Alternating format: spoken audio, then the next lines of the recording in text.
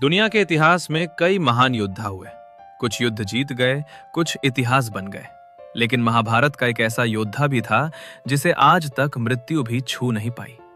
एक ऐसा श्रापित योद्धा जो पिछले 5000 सालों से इस धरती पर भटक रहा है। ना वो मर सकता है, ना चैन से जी सकता है। उसे तलाश है सिर्फ मौत की, लेकिन मौत भी उससे कोसों दूर भागती है। ये कहानी है गुरु द्रोणाचार्य के पुत्र अश्वत्थामा की, जिसे भगवान श्री कृष्ण ने कलयुग के अंत तक भटकने का श्राप दिया था। अश्वत्थामा का जन्म कोई साधारण घटना नहीं माना जाता।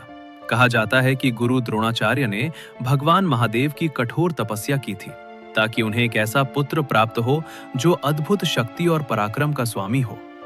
पौराणिक कथाओं के अनुसार अश्वत्थामा स्वयं भगवान शिव के रौद्र अंश माने जाते थे।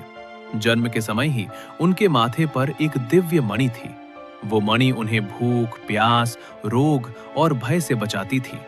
जब तक वो मणि उनके पास थी, उन्हें युद्ध में कोई पराजित नहीं कर सकता था। लेकिन यही शक्ति आगे चलकर उनके जीवन का सबसे बड़ा अभिशाप बनने वाली थी। कुरुक्षेत्र का युद्ध अपने अंतिम दिनों में पहुंच चुका था। अश्वत्थामा कौरवों की ओर से युद्ध लड़ रहे थे। फिर आया वो दिन जब छल से उनके पिता द्रोणाचार्य का वध कर दिया गया। अपने पिता की मृत्यु की खबर सुनकर अश्वत्थामा क्रोध और प्रतिशोध की आग में जल उठे। उस रात उन्होंने युद्ध के सभी नियम तोड़ दिए। अंधेरी रात में वो पांडवों के शिविर में घुस गए और फिर उन्होंने एक ऐसा पाप किया जिसने हमेशा के लिए उनकी किस्मत बदल दी।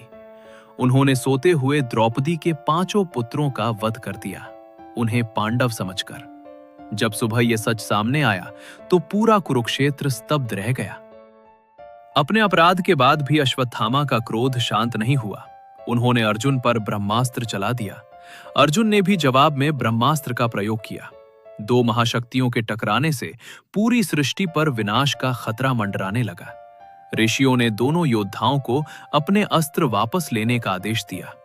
अर्जुन ने अपना ब्रह्मास्त्र वापस ले लिया, लेकिन अश्वत्थामा ऐसा नहीं कर सके। तब उन्होंने अपने अस्त्र की दिशा बदल दी। उस ब्रह्मास्त्र को उन्होंने अभिमन्यु की पत्नी उत्तरा के गर्भ की ओर मोड़ दिया ताकि पांडवों का वंश हमेशा के लिए समाप्त हो जाए। ये देखकर भगवान श्री कृष्ण का धैर्य टूट गया। उन्होंने अपने दिव्य बल से गर्भ में पल रहे शिशु की रक्षा की। वही शिशु आगे चलकर राजा परीक्षित बना। इसके बाद श्री कृष्ण ने अश्वत्थामा के माथे से वो दिव्य मणि निकाल ली। मणि निकलते ही उनके माथे पर एक गहरा घाव बन गया जो कभी नहीं भरने वाला था। फिर श्री कृष्ण ने अश्वत्थामा को एक भयानक श्राप दिया। उन्होंने कहा कि कलयुग के अंत तक अश्वत्थामा इस धरती पर अकेले भटकते रहेंगे। उनके शरीर से रक्त और घावों की दुर्गंध आएगी। कोई मनुष्य उनके पास टिक नहीं पाएगा। ना उन्हें मृत्यु मिलेगी, ना मुक्ति।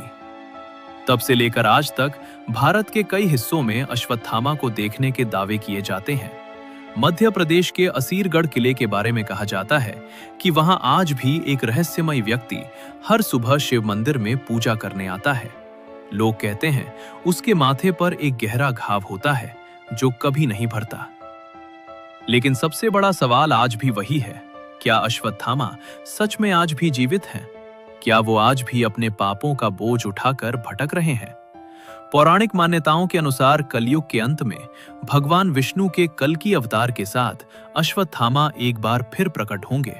तब तक वो इतिहास, रहस्य और श्राप का सबसे डरावना नाम बने रहेंगे।